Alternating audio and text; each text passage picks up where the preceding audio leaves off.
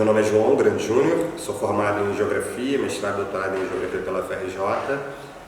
O doutorado tive uma passagem também por Paris, fiz um doutorado de sanduíche.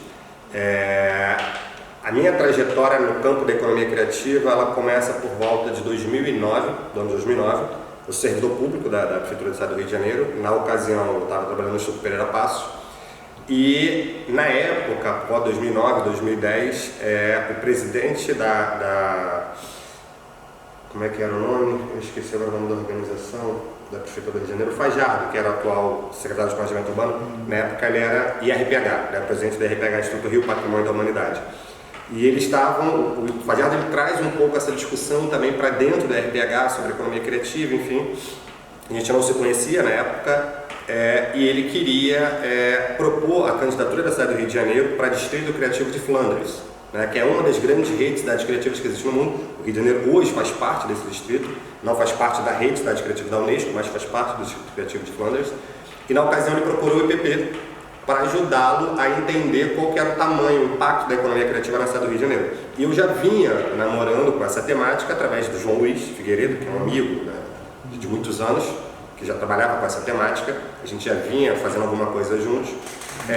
E aí, em função dessa oportunidade de fazer esse trabalho para a cidade do Rio de Janeiro, para a candidatura da cidade do Rio de Janeiro, a gente mergulhou mais com profundidade no levantamento de dados, para entender de fato como é que a gente poderia se aproximar desse debate concretamente para a cidade do Rio de Janeiro. A gente produziu um artigo, inclusive, que é, se eu não me engano, em 2010, esse artigo de 2010 ou 2011, o impacto da economia criativa para o desenvolvimento da cidade do Rio de Janeiro. Então, esse foi um artigo que saiu fruto desse trabalho. E foi o momento que eu estava preparando a aplicação do meu projeto de pesquisa para tese de doutorado.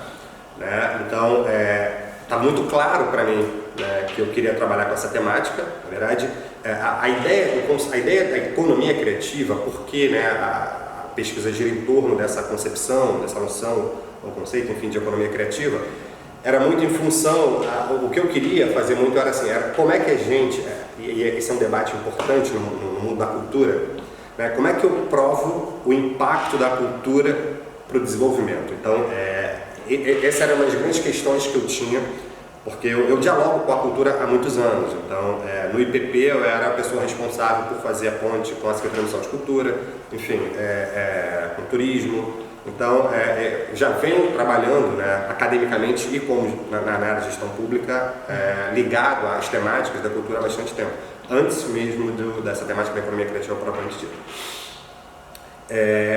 E sempre foi muito comum ainda hoje, se discutir o valor da cultura, o impacto, enfim, o tamanho da cultura para o desenvolvimento. E poucas vezes a gente conseguiu medir isso, provar através de dados que tamanho é esse, ou de fato o quanto é relevante.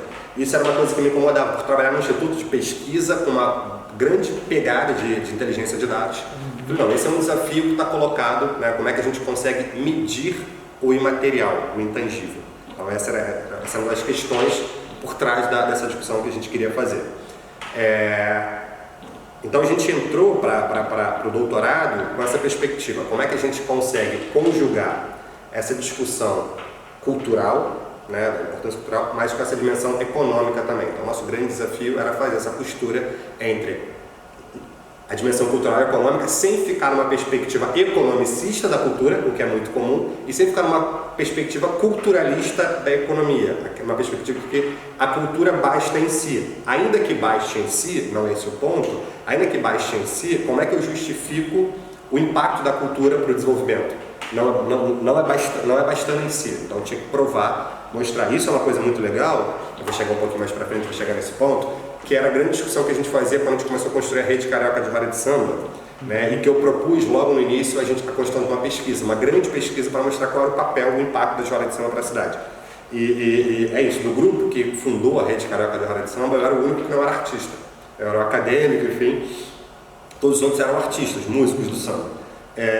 E eu fazia essa provocação sempre, eu colocava essa provocação, mas como é que eu justifico para o poder público, ou como é que eu justifico para o empresário que ele tem que apoiar as rodas de samba? Porque o samba é um caminho que convence quem é um amante do samba, quem é um amante da cultura em linhas gerais.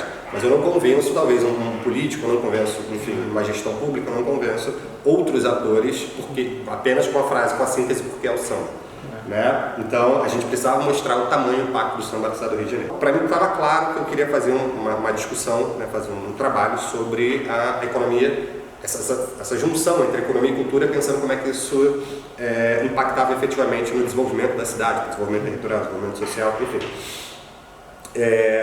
E aí o samba veio por conta da minha afinidade, minha proximidade com o mundo do samba. Eu precisava definir um recorte maior, para não ficar uma coisa muito ampla, definir um objeto concreto de estudo. Então eu foquei, no primeiro momento a ideia era trabalhar com o universo do samba, a cultura do samba no Rio de Janeiro. Então pegando escola de samba, blocos de carnaval e rodas de samba. Mas aquela coisa, que a gente sempre começa uma tese com um recorte desse tamanho e vai entendendo que não dá para trabalhar com aquele recorte, né? Principalmente tendo em vista essa perspectiva que eu tinha de produção, de tentar mensurar. Então, tinha muita informalidade, tem muita informalidade nessas três esferas. Então, tentei definir um escopo menor para tentar, de fato, não chegar aos números precisos, porque, mais uma vez, mas pelo menos tentar modelar uma forma de aproximação com relação aos números, porque isso é uma coisa muito importante. Quando a gente pega os dados oficiais para tratar de cultura, e aí, via de regra, quando a gente vai falar de mercado de trabalho ou de remuneração gerada, a gente trabalha com os dados da RAS, né, da Relação Anual de Informações Sociais, que é um dado oficial, base de dados oficial do governo federal, enfim. Os dados da RAS, eles são muito bons para você mensurar o impacto da atividade automobilística, da atividade hoteleira, que são atividades formais. Agora, para o setor cultural, os dados da RAS são uma catástrofe. Então, quando você usa os dados da RAS para justificar, para tentar fundamentar o peso da economia da cultura, o peso da economia criativa, você está dando um tiro no pé, assim, efetivamente, porque eles estão muito longe de se aproximar do que... E é isso, não é subestimar pouco, não, é subestimar muito. Eu vou falar alguns números aqui, mas não tenho precisão mais de cabeça, mas era algo da ordem de grandeza do seguinte: você tinha, se eu não me engano, isso é público, você tem naquele mapeamento que a Firjan faz anualmente, mapa da cadeia da indústria criativa. Você pode filtrar para o estado do Rio de Janeiro, cidade do Rio de Janeiro, e define um recorte lá. Você tinha, por exemplo, compositores em 2017. Compositores na cidade do Rio de Janeiro, 10. Tá percebendo? Então, assim, é muito longe do que tinha carnavalismo, não era carnavalístico, era cinegrafia de carnaval, cenografia de carnaval, 2, na cidade do Rio de Janeiro. Então, enfim, só demonstrava pra gente que pra gente conseguir avançar nesse debate, a gente tinha que entender que esses dados não eram suficientes. E que, não tendo outros dados, a gente precisaria produzir esses dados, né? Então, foi essa um pouco a construção que a gente conseguiu, que a gente se propôs a fazer nessa construção de um estudo, né? E que, na verdade, foi uma fusão entre três coisas. Isso é muito interessante, eu costumo sempre dizer, né? A possibilidade de construção da rede carioca de roda de samba, ela me permitiu atuar como alguém que atua no setor público, produção de políticas públicas na cidade do Rio de Janeiro, alguém que atua, né, na perspectiva acadêmica, como pesquisador, e como ativista mesmo social, ativista do campo da cultura. A rede carioca de roda de samba ainda é uma referência para a cidade. A gente viu talvez o auge dessa construção até 2016, 2017, quando a gente fez o circuito Rede Carioca de Roda de Samba, que foi um circuito na cidade do Rio de Janeiro, se eu não me engano as datas, porque isso foi em 2016, mas se eu não me engano foi de julho ou agosto até novembro, acho que foram 4, 5 meses, em que a gente produziu e apoiou cerca de 60 eventos por mês. Isso é algo monumental, nunca tinha sido feito na cidade, nesse porte aí, incorporando. Os dados todos estão na tese, enfim, esses números ficam mais precisos, porque de cabeça posso estar falhando alguma coisa, mas a gente atua não lembro exatamente quantos bairros, mas em vários bairros da cidade. Então, as conquistas derivadas dessa construção da Rede Carioca de Roda de Samba, que nasce em 2015, ela se institui efetivamente em 2015 e permanece ainda hoje. Eu estou um pouco afastado da rede desde 2019, por aí depois veio a pandemia, enfim, então estou um pouco afastado, mas a gente está retomando agora uma aproximação. Mas os resultados desse trabalho, dessa construção, na verdade não foi só uma pesquisa, só apoiou esse processo, Mas essa construção são enormes, em várias frentes. A gente pode falar, por exemplo, que foi criado um programa. Hoje existe um programa municipal de desenvolvimento da Rede Carioca de Roda de Samba.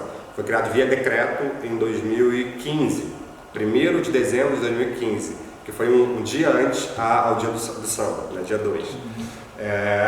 A partir disso, hoje a gente tem um calendário anual de rodas de samba. Então as rodas de samba, que esse era um dos grandes obstáculos que as rodas tinham, que era para realizar a atividade, a cada vez que você vai realizar uma atividade, você tem que pedir autorização, aí tem que pagar o TUAP, que é o tributo, enfim, para poder realizar a atividade na rua, enfim. Tem toda uma série de burocracias que sempre foi um grande gargalo, que ainda é um grande gargalo para várias das manifestações culturais que ocorrem nas ruas da cidade. Com essa consolidação da rede, a gente conseguiu mitigar muitos desses problemas. A gente, de fato, conseguiu construir uma agenda pública. Isso acho que era um dos grandes desafios que a gente tinha no início. Construir uma agenda pública de rodas de samba na cidade do Rio de Janeiro. O Fajardo, fiz essa pergunta para ele, porque na época ele era o presidente da RPH, né, de por que a opção pelo Distrito Criativo de Flandres e não pelo seu da Unesco. Vou falar um pouco sobre a conversa que eu tive com ele e vou falar um pouco sobre a existência ou não de esforços nesse sentido. Então vamos lá. A minha avaliação, em linhas gerais, é que não há ainda um entendimento muito claro, talvez, das autoridades públicas, e aí eu estou falando no sentido mais amplo, não da atual gestão, da gestão anterior, mas um entendimento das autoridades políticas, econômicas, enfim, não há um entendimento muito claro sobre a importância dessa agenda da economia criativa. Então, por exemplo, às vezes a gente entra nos momentos de agenda de cidades inteligentes, de smart cities, mas a agenda da economia criativa, a minha leitura é que ela ainda não emplacou efetivamente na cidade do Rio de Janeiro, apesar de todo o potencial que tem, enfim. Quando eu fui para, e aí vou trazer alguns elementos que são importantes para esclarecer um pouco isso, quando eu fui na segundo semestre, em junho ou julho de 2020, eu fui convidado para a Secretaria Municipal de Desenvolvimento Econômico e Inovação. Tive um período de 6 meses, mas me dei, que o convite foi justamente para a gente pensar uma agenda de economia criativa. E um dos eixos dessa agenda de economia criativa seria a candidatura da cidade do Rio de Janeiro para a cidade criativa da Unesco, para a rede cidade criativa da Unesco. A gente produziu muito material, a gente começou a sistematizar esse material, a gente convidou inclusive a Luciana para ser conselheira nessa construção. Essa construção estava sendo feita em parceria, a gente, na SMIDEI, nessa secretaria que não existe mais, ela foi decomposta, então não existe mais, junto com o Coordenadoria de Relações Internacionais da Prefeitura da cidade do Rio de Janeiro. Então tinha um núcleo lá, recentemente inclusive eles entraram em contato comigo para retomar essa discussão, né? Então eu falei, não, mas eu não estou mais na secretaria, mas acho que é importante retomar, talvez vincular a Secretaria de Cultura. Talvez uma pergunta interessante que a gente tem que se fazer é por que a Secretaria de Cultura, historicamente, né, não estou falando da atual, mas historicamente não assume essa agenda como uma agenda estratégica. Ou a Secretaria de Economia, porque na verdade a gente não tinha uma Secretaria de Desenvolvimento Econômico, não assuma essa agenda como uma agenda estratégica. Então, mais uma vez, eu acredito que não tem ainda um entendimento claro, né, talvez em autoridades estratégicas, de que a agenda da economia criativa é uma agenda que vale a pena levar a cabo, né? Nem que seja para conseguir o selo, mas mais do que conseguir o selo, para de fato pensar políticas públicas de economia criativa. Que era mais estratégico fazer essa parceria com o Distrito Flandres por conta da possibilidade que havia de acordo de cooperação técnica, havia a possibilidade de uma série de acordos de cooperação que dentro da construção que ele estava propondo para a cidade era mais estratégico. Naquele momento, já que não tinha recursos, enfim, não tinha os elementos necessários para atuar nas duas frentes, foi uma opção. Ele falou, João, foi simplesmente uma opção. Não é que a gente considere que a rede da Unesco seja importante, mas naquele momento nos pareceu mais estratégico, dentro do que a gente estava pensando, em termos de cooperação técnica, a possibilidade de parcerias, uma série de coisas, ao Distrito Criativo de Flandres. E aí passou, conseguiu, foi, enfim, aí as agendas vão sendo atropeladas, como sempre, a gestão pública é muito, muito rápido, uma série de problemas, e acabou que a agenda da Unesco não foi retomada. A gente retomou essa agenda, como eu falei, participei dessa construção no segundo semestre de 2020, mas foi isso, foi muito complicado, porque era um período de mudança de gestão. Então era o último período da gestão do Crivella, depois vem a atual gestão do Eduardo Paes, né? E houve uma reestruturação, que é muito comum, uma reestruturação da prefeitura, e essa agenda, né, ficou, não sei, eu não estou mais lá, enfim, eu não sei, até onde me parece, ela ficou parada. Quem ficou com o espólio, vou falar com espólio, quem ficou com o material que foi produzido, com o acúmulo de discussão, reflexão, tudo isso, foi a Coordenadoria de Relações Internacionais, que na época funcionava no Palácio da Cidade. Eu não sei se ainda funciona no Palácio da Cidade, mas quando você começou a falar da pesquisa que estão fazendo, com a linha da música, inclusive o eixo que a gente ia propor a candidatura do Estado do Rio de Janeiro era o eixo da música. Eu lembro que na ocasião que a gente retomou essa discussão pelo desenvolvimento econômico, a gente foi procurar quem eram os agentes que tocavam, que poderiam tocar essa agenda via Brasil, né? Porque a candidatura é do Brasil, não é a candidatura da cidade. É uma candidatura que tem que ser aprovada pelo Ministério e tem que ser encabeçada pelo Ministério, não é algo que a cidade do Rio de Janeiro pode fazer de forma autônoma. Tem toda uma construção nesse sentido. E aí foi justamente essa indicação para a gente, isso está sendo feito via Ministério do Turismo, e aí a gente trouxe a secretária de Turismo na época do município do Rio de Janeiro para poder compor essa construção.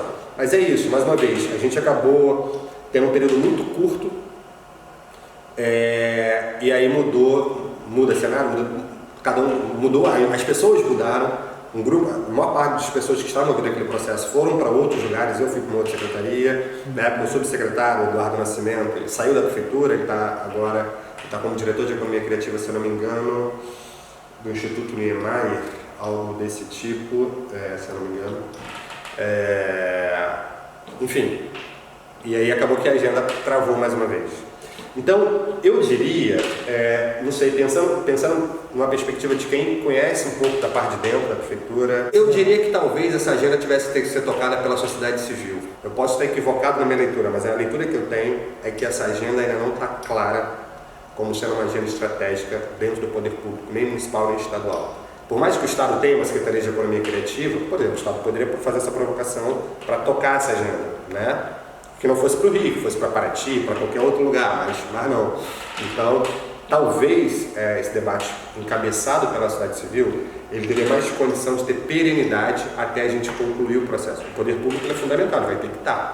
Então, esse movimento de reestruturação das zonas portuárias, no meu entendimento, e aí numa lógica global, ele não necessariamente está vinculado a um debate da economia criativa. Na verdade, ele está muito vinculado, assim, precisa dar uma nova destinação para formas que não cumprem mais as funções que elas tinham antes. Né? Então, o que a gente faz? Tornou uma área degradada, né? Geralmente as zonas portuárias são áreas centrais. Como é que a gente ressignifica, reformula, enfim, repensa isso de forma a voltar a se integrar à cidade? Então, nós temos os casos de Barcelona, casos de Porto Madeira na Argentina, enfim, casos na África do Sul. Nós temos vários casos de cidades portuárias, algumas nesse processo de reformulação, de reestruturação portuária, das zonas portuárias, trouxeram, né, e vincularam esse projeto numa perspectiva de economia criativa, mas que não foram todas, muitas outras foram uma pegada muito mais de turismo mesmo, né? E aí você fala, voltando para a cidade do Rio de Janeiro, mais uma vez, é aquele ponto que eu falei que eu tenho a sensação de que não há uma clareza na cidade sobre qual a narrativa, na verdade, qual é a agenda que a gente quer implementar.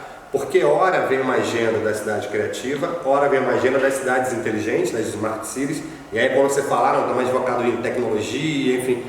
Isso inclusive é uma discussão que eu tenho começado a reformular, né? Porque é difícil, a gente vai criando rótulos, quando na verdade não tem mais como, é muito cada vez mais difícil a gente falar de cultura, de criatividade sem falar do tecnológico, né? Então, mas acaba que o debate ainda que está posto, o debate que está colocado, talvez não um debate mais de alto nível, mas um debate que está mais superficial, que é colocado para gestão, enfim.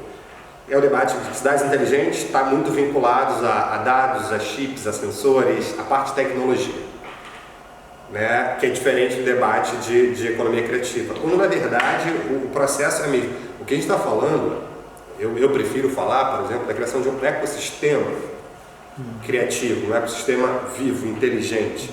Então eu não dividiria tanto nessas narrativas, mas na prática elas elas são separadas, né?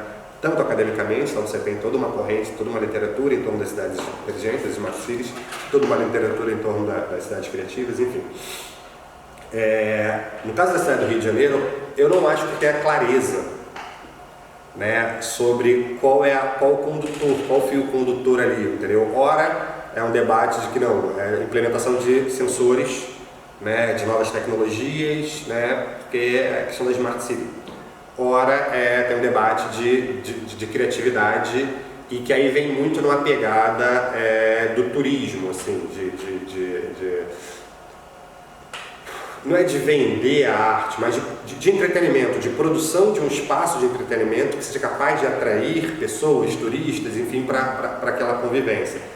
E aí eu estou falando isso, eu acho que é interessante, eu acho que é importante frisar, não é numa perspectiva negativa, o julgamento de valores que esse modelo é melhor do que o outro. Eu acho que os modelos estão em disputa. E aí eu acho que eu vou trazer uma questão que é importante, que a gente conversou até no início. Claro, a questão da economia criativa tem um modelo, né, exógeno que vem de cima para baixo e tal. Quando a gente começou a construir a nossa pesquisa, né, e aí a gente frequentou muitos fóruns, seminários, enfim, fóruns de diálogo, no campo da cultura, que eu costumo até dizer que é assim, o campo mais culturalista, que é, em síntese, resumindo de forma grotesca, dizendo a cultura basta em si, e ponto, a gente não precisa se preocupar, o poder público tem que entender isso e ponto, né? E o setor privado tem que entender esse ponto. Eu acho que é frágil esse argumento, apesar da cultura de fato bastar em si, né? A gente reconhece isso, mas eu acho que isso é frágil quando a gente vai pensar em termos de estruturação de política pública ou desenvolvimento de estratégias de sustentabilidade econômica para as artes, para a cultura em geral.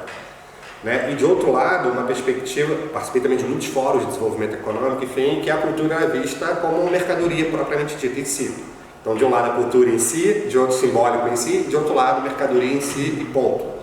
Né? E essa era, então assim, e a economia criativa, ela estava ali com uma forma de como é que a gente conjuga essas coisas, mas a gente, quando fala de economia criativa ou de indústrias criativas, a gente acabou,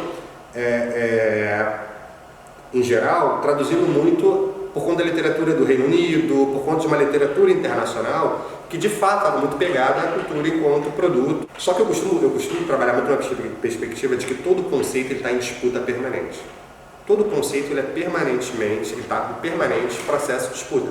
Mesmo os conceitos que às vezes nascem de baixo para cima são apropriados, né? Enfim, então, por exemplo, é ingênuo achar que toda a discussão em torno de um empoderamento feminino, enfim, e que hoje foi capturado por uma série de outras instâncias. Então, o conceito, qualquer que seja, a noção, qualquer que seja, ela está em permanente disputa. E o que a gente se propôs quando a gente foi construir a pesquisa e a rede, então não dá para separar a pesquisa da rede. Na verdade, os dois nascem juntos, né, dessa construção com as rodas de samba, era como é que a gente disputava esse conceito de economia criativa. E uma vez, conversando num seminário na Unirio, quando a gente fala de 2012, 2013, você vai lembrar que a gente tinha criado uma Secretaria Nacional de Economia Criativa. Então era um debate que estava muito colocado e existia fundos, recursos, né, com a rubrica da economia criativa. Então a gente queria marcar, porque o samba enquanto manifestação cultural está dado, está colocado, é isso mesmo. É importante ter o samba como um vetor de desenvolvimento para a cidade, vetor de desenvolvimento econômico, social e territorial. E aí, portanto, naquele momento a gente entendeu que valia a pena disputar o conceito de economia criativa. Disputar e invertê-lo, entendeu? Disputar no sentido de pensar uma economia criativa popular. A gente até falava muito isso na época, a ideia de uma economia criativa popular, né, de baixo para cima. Né? Então pegar uma manifestação talvez das mais populares que a gente tem, roda de samba de rua, e trazer todo esse repertório, essa reflexão e falar, isso aqui é economia criativa.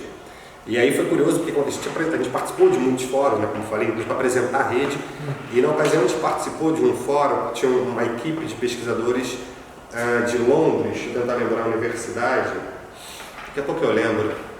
E quando a gente apresentou, eles falaram, cara, que barato isso, porque a gente também vinha trabalhando com essa modelagem, mas a gente nunca tinha pensado nessa perspectiva. A gente tem uma série de disputas conceituais que a gente faz ali na tese, e que é isso, acaba que a tese só vem quem é acadêmico, enfim, coisas que ficaram muito ali.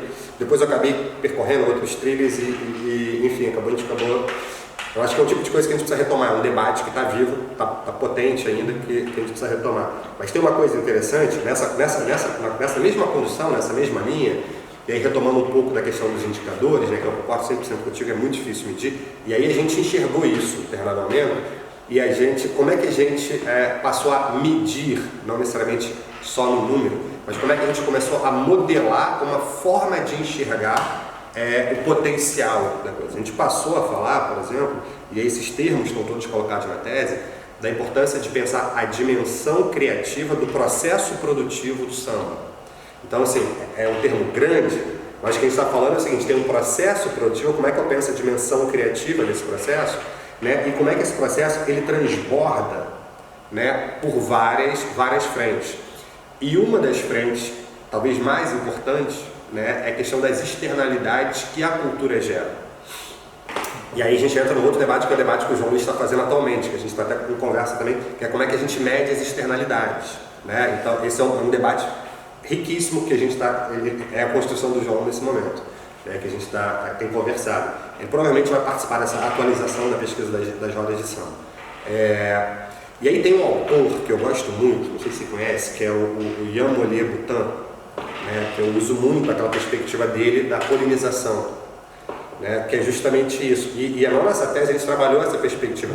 Como é que a gente pensa as rodas de samba como espaços de germinação criativo de processos produtivos diversos.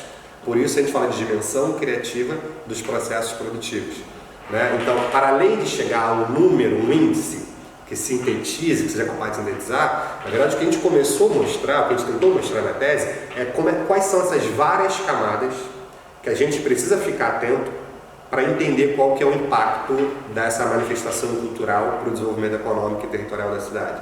Então acho que a gente conseguiu modelar, assim, entender, desnudar um pouco, entender um pouco melhor quais são essas camadas que a gente precisa ficar atento para poder pensar o alcance dessa. Então é isso, o número se tornou secundário nesse processo. É claro que a gente fez uma pesquisa, de fato, mas é um tipo de pesquisa caro, por isso a gente não conseguiu atualizar, mas a gente está nessa conversa, enfim. O ideal seria que a gente tivesse, por exemplo, para o caso da Jornada de Samba, que foi o nosso escopo, uma atualização anual, né? A gente está no processo de construção de uma base de dados cadastral anual para a gente estar acompanhando esses dados, produzindo, né, de forma sistemática e acompanhando essas mudanças. Então isso eu acho que vai ser um grande salto, né, a gente conseguindo construir. Mas de fato, os números que a gente chegou foram os números das pesquisas que a gente fez em campo. Mas isso, a gente sabe que pesquisa de campo é muito cara, não dá para você ficar fazendo com todas as manifestações. No meu caso era uma tese, tinha um escopo fechado, deu para fazer. Mas é isso, pegar os dados oficiais que existem, não dá. O que eu acho é que a gente tem uma dificuldade muito grande de construção de agendas programáticas conjuntas entre diferentes esferas de poder. Eu acho que isso talvez seja... É claro que às vezes essa dificuldade de construção de agendas comuns, ela passa às vezes por disputas políticas, óbvio, mas mais uma vez, como eu estava falando, um momento de alinhamento, e eu não me recordo, pode ser falha de memória, mas eu não me recordo nesse campo em particular de ter essa construção conjunta, que não era nenhum problema de divergência política, talvez divergência mesmo de construção, de caminhos, de agendas, de agendas públicas. Então eu acho que talvez seja, esse é um grande desafio que a gente tem. Por isso que eu falei que talvez a questão da cidade criativa, talvez fosse mais estratégico, fosse uma agenda da sociedade civil, provocando os entes públicos, oficiais, prefeitura, estado, do que necessariamente esperar partir. Às vezes eu acho que funciona melhor com uma construção social, né? Até porque o próprio processo de candidatura ele prevê isso, né? Que seja algo que mobilize a sociedade. Em relação aos grandes eventos, é sempre complicado quando a gente... E aí esse é um debate importante que foi feito em torno... Um debate que a gente retoma também na tese, mas que é um debate que não é nosso, um debate na verdade que está na literatura, que é essa coisa de uma visão teleológica, uma visão de como é que tem, qual que é o caminho do progresso. É uma visão, né, determinista em vários aspectos, qual que é o caminho do progresso. Para tu chegar aqui, você tem que percorrer esses passos aqui, né? E os lugares que deram certo são os lugares que produziram grandes eventos, né? Então acho que as coisas vêm muito daí, vem muito da comprovação, e é isso uma coisa importante, e os dados são muito importantes nesse debate, a gente nunca pode deixar os dados de fora. Por quê? Quando a gente tem uma comprovação empírica, a gente tem uma evidência, né, de que um evento como o Rock in Rio, por exemplo, ele gera um impacto de diferentes ordens, né, e eu meço isso e eu apresento para a opinião pública, é muito mais fácil eu convencer um ator público, um gestor, que tem que tomar decisão sobre o que ele vai apostar aqui ou ali, do que num manancial, num mosaico de uma série de atividades que eu não consigo comprovar qual retorno que aquilo gera. Está percebendo? Então, isso era um debate que eu levava muito na época da Rede Carioca de Roda de Samba, que é o seguinte: quando a gente pensa em política pública, a gente tem que pensar em uma série de parâmetros. Um deles é a escalabilidade. Como é que eu vou apoiar dinheiro público? Como é que eu boto o recurso aí e o que isso vai gerar para a cidade, vai retornar? Então tem alguns parâmetros, né? Tem algumas coisas importantes que a gente tem que considerar. E essa era uma discussão que a gente fazia. A gente tem que provar que tudo que a gente faz gera retorno e qual que é o impacto que a gente gera. Porque quando a gente avançar, e isso é uma coisa que eu tenho falado muito, principalmente tenho feito algumas palestras para jovens que trabalham em cultura, eu falo assim: o que vocês puderem medir, amadurecer esse entendimento de como é que eu meço, eu apresento os resultados da minha... Porque se a gente conseguisse, né, nesse varejo de uma série de pequenas iniciativas que a gente tem, se a gente conseguisse consolidar metodologias para essas pessoas medirem a sua ação, tudo isso, né, a gente conseguiria provar por A mais B, como a gente consegue provar hoje, por exemplo, que os pequenos agricultores são os que produzem a maior parte dos alimentos. Não é o agronegócio responsável pela maior produção de alimentos no Brasil. Não são as grandes empresas responsáveis pela maior a criação de postos de trabalho no Brasil. São as pequenas e médias empresas. Mas como é que a gente prova isso? Porque eu tenho dado. Percebeu? Eu tenho dado que eu provo isso. A gente apoiou a construção de um sistema de monitoramento e avaliação, um trabalho que a gente começou a fazer na época da pandemia com o Circo Crescer e Viver, não sei se você conhece, mas que é uma experiência incrível com o Júnior Perim, que é o presidente do Circo, foi secretário de Cultura também. Então, Perim é um amigo querido. E quando veio a pandemia, né, as atividades culturais, os equipamentos todos fecharam. Isso foi uma coisa muito interessante.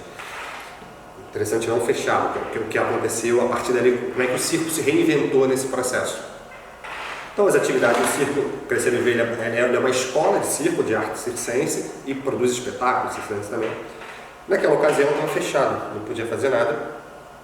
É um circo que é um equipamento cultural, né, que recebe financiamento público para atividades, tudo isso, e privado também para fomentar atividade circense, encravado num território extremamente pauperizado ali da Cidade Nova, do lado do Morro do Pinho, do São Carlos, enfim, né? E esse incômodo, por conta da crise, da pandemia, tudo isso, esse incômodo gerou esse despertar no circo. Não, a gente não pode, como equipamento cultural, a gente não está podendo realizar nossa atividade, mas a gente tem que fazer alguma coisa para o território. E aí ele chamou para a gente conversar sobre como é que a gente pensa em desenvolvimento territorial, porque a gente é amigo já de longa data, já vinha acompanhando essa minha discussão sobre desenvolvimento territorial, através da cultura, tudo isso. E a gente começou a repensar estratégias para o circo.